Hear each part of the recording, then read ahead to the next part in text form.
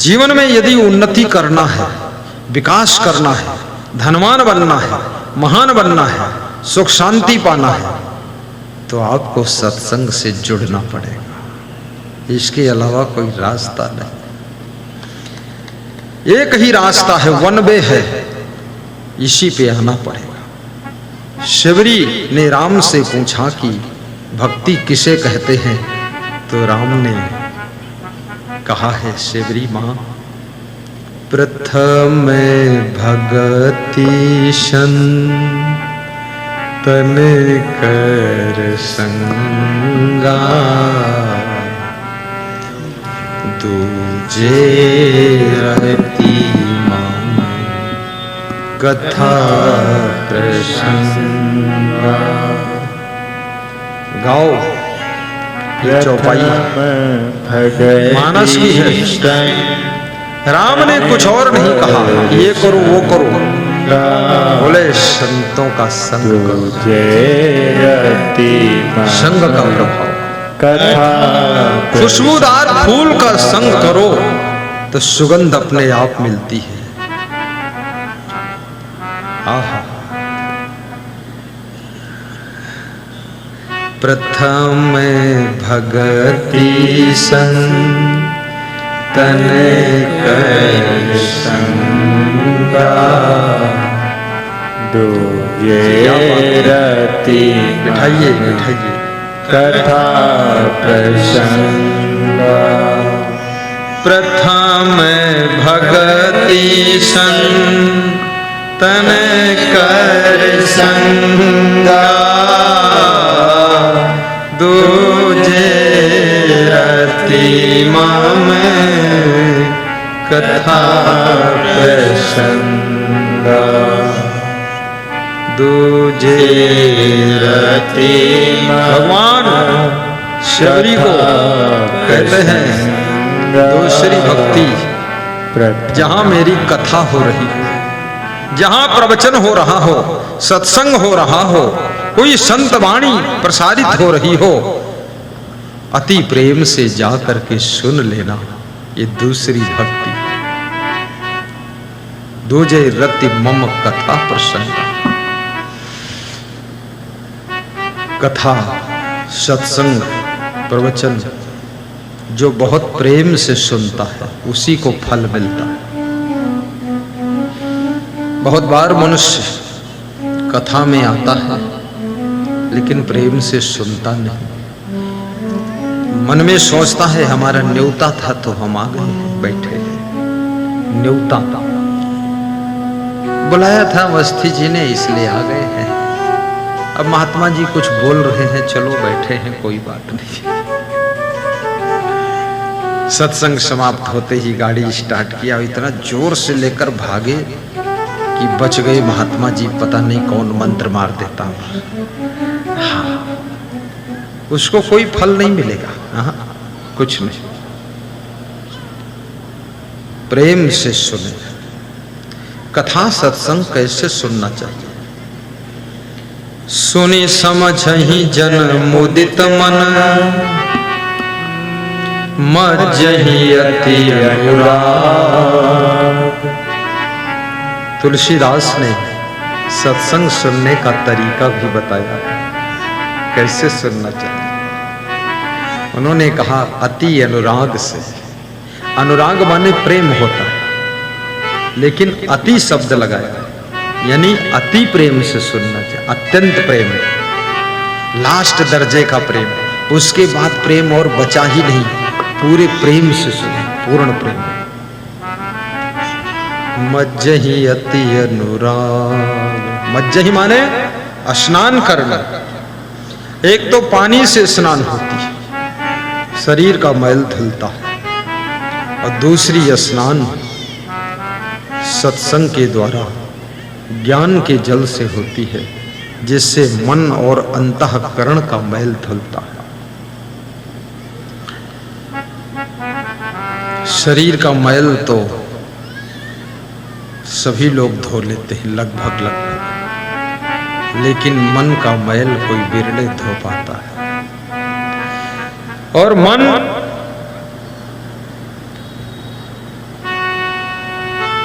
एक ऐसा चंचल यंत्र है जिसको रोज संभालना पड़ता है और मन बहुत जल्दी गंदा हो जाता है। मन में मलिनता बहुत जल्दी आती है। किसी का धन देखकर लालच आ गया, मन मलिन हो गया। किसी के सौंदर्य को देख करके वासना जागृत हो गई तो मन मलिन हो गया। किसी का वैभव देख करके मन में ईर्ष्या पैदा हो गई तो मन मलिन हो गया। किसी की उन्नति को देख करके मन में जलन होने लगी, बस मन मलिन हो गया। किसी का यश, किसी का नाम देख करके मन में झरसुआपन पैदा हो गया।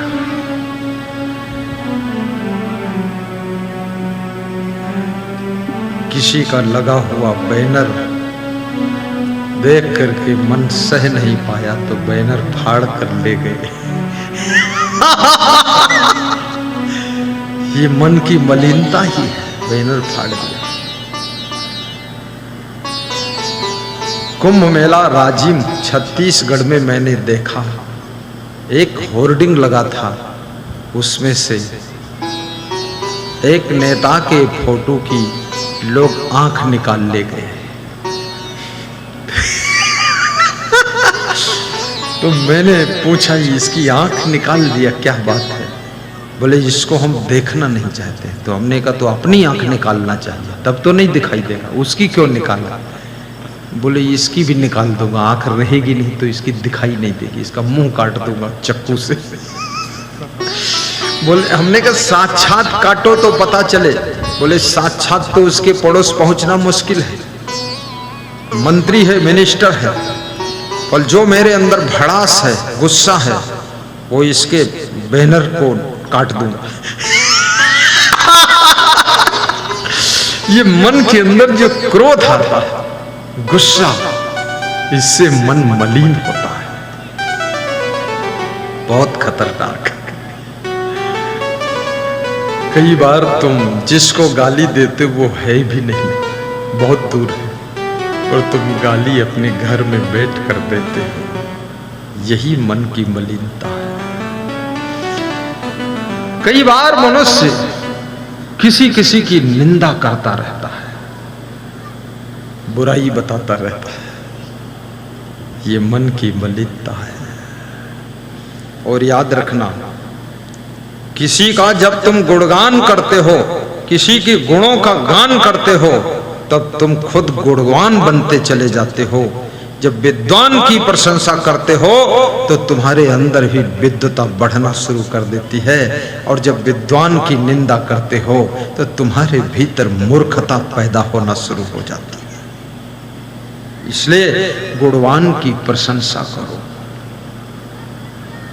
धनवान की निंदा करने से मनुष्य धनहीन हो जाता है।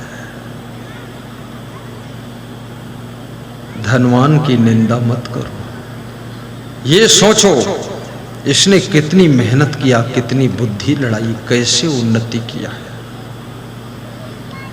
हमको भी मेहनत करना है। जिनकी उन्नति हो चुकी है उनसे अपनी उन्नति सीखिए, करना है, नकल कर लीजिए। और किसी की सुंदर गाड़ी देख करके मन में ईर्ष्या पैदा हो जाए, ये मन की मलिनता है। और जब किसी की गाड़ी देख करके मन खुश हो जाए कि मेरे पास नहीं है लेकिन इसके पास है, हे प्रभु कभी मुझे भी ऐसा धनवान बना देना, मैं भी इससे और अच्छी गाड़ी खरीद सकूं, और उसको धन्यवाद दो और स्वयं धनवान बनने के लिए आशीर्वाद लो। एक दिन तुम उससे भी बड़े धनवान बनोगे और उससे भी अच्छी गाड़ी में चलो।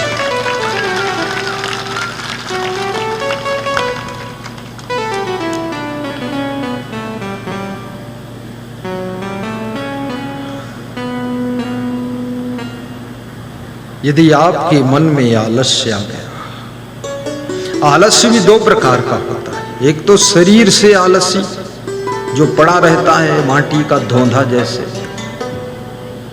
ढोल जैसे, फूटी ढोल पड़ी अब बजेगी भी नहीं, वो शरीर से आलसी। दूसरा मन से आलसी जो सोचना भी नहीं चाहता है। आलस्य अपमान के पास में पहुंचाता है। आलस्य और अहंकार ये दोनों खतरनाक है। परिश्रम करने से अहंकार की मृत्यु भी होती है। छोटे छोटे काम करो, अहंकार मर जाएगा। झाड़ू लगाने से अभिमान बहुत जल्दी मरता है। कुर्सी इधर से उधर उठा कर ले जाओ, बड़ी नम्रता आ जाती है।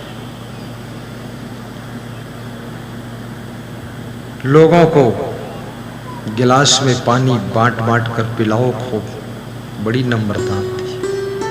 इसलिए भगवान कृष्ण एक बार जितने अतिथि ब्राह्मण आए थे, साधु आए थे, सबके पांव पखारा था। सुदामा के चरण पखारे थे भगवान कृष्ण। भगवान तो भगवान है, लेकिन भगवान ने सुदामा के चरण पखारे थे। भगवान ने सिखाया है संसार को, मैं भगवान हूं, लेकिन फिर भी किसी पवित्र दिव्य आत्मा के चरण पखारने से हमारा भी मन धुल जाता है। निरपेक्षम मुनिम शांतम निर्वैरम सम दर्शनम अनवृज्या में हम नित्यम पूयते घृणुहि। भागवतकार कहता है, अपेक्षा रहित शांत मननशील समदर्शी संतों के पीछे पीछे मैं इसलिए घूमता हूं कि उनके चरणों की धूल मेरे सिर पर पड़ जाएगी तो मैं भी पवित्र हो जाऊंगा। ऐसा भगवान श्री कृष्ण कहते हैं।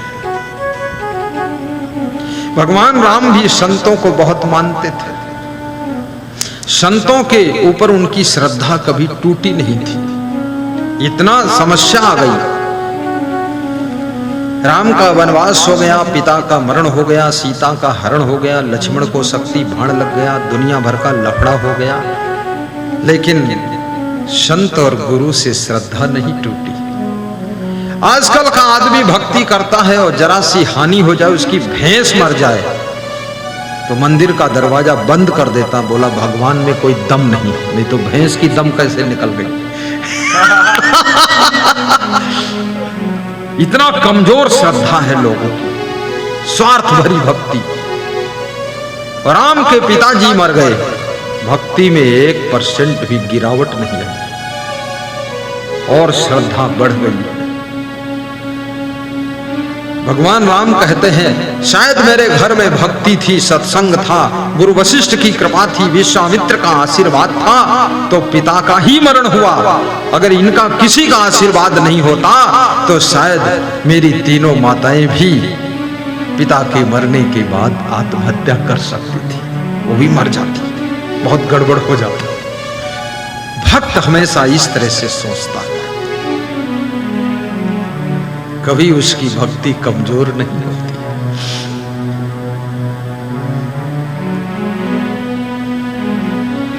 बहुत बड़ी बात है।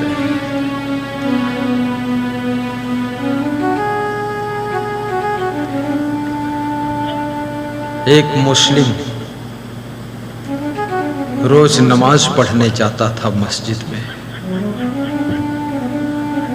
हिंदू लोग बड़े बुद्धिमान हैं। हिंदुओं ने एक नया फार्मूला निकाला है, हिंदुओं के घर घर में मंदिर है। बहुत अच्छा फार्मूला है, क्योंकि बड़े मंदिर में जाने का समय मिले न मिले, जाने में ही 1 घंटा लग जाए तो ना हो पाए तो घर ही में मंदिर है। इधर बेडरूम है, उधर भगवान का रूम, इधर से निकले उधर ओम नमः शिवाय। भगवान भी खुश है कि भाई पड़ोसे में रहता।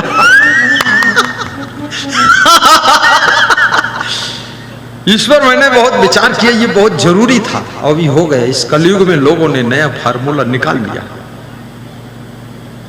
लेकिन इसका एक दुष्परिणाम भी आया है कि अब लोग बड़े बड़े मंदिरों में बहुत कम जाते हैं, तो सोने सोने मंदिर हो गए। अपने घर के मंदिर में भी पूजा करो सुबह शाम, लेकिन आपके गांव में आसपास में कहीं बड़ा मंदिर हो तो सप्ताह में एक दिन समय निकाल कर वहां जाकर आधा घंटे बैठो, ध्यान लगाओ, दर्शन करो। क्योंकि मंदिर भक्त के जाने से, पुजारी के पहुंचने से मंदिर जीवित हो जाता है, अन्यथा मंदिर धीरे धीरे सुषुप्त अवस्था में पहुंच जाता है। मंदिर में घंटा बजना चाहिए, शंख बजना चाहिए, मंजीरा बजना चाहिए और भजन कीर्तन ढोल बजाकर होना चाहिए। अब तो माताएं बहनें ढोल बहुत कम बजाती है, ढोल नहीं बजाती। आज के 50 वर्ष पहले घर घर में ढोल रहती थी, अब तो कितनी स्त्रियां स्वयं ही ढोल बन गई और कितनी स्त्रियों के पति मंजीरा बने हुए हैं, खनमन खनमन ऐसे बजता। कृपया ढोल बजाने से टेंशन खत्म होती है और मंजीरा हारमोनियम बजाने से चिंता खत्म होती है। आप इसको ट्राई कर लेना, एक ढोल लाइए, अपनी पत्नी को सिखाइए, हारमोनियम पेटी बजाना स्वयं सीखिए और मंजीरा बहू से बजवाइए और बांसुरी अपने बेटे को दीजिए और देखिए ताल राग स्वर बिठाइए।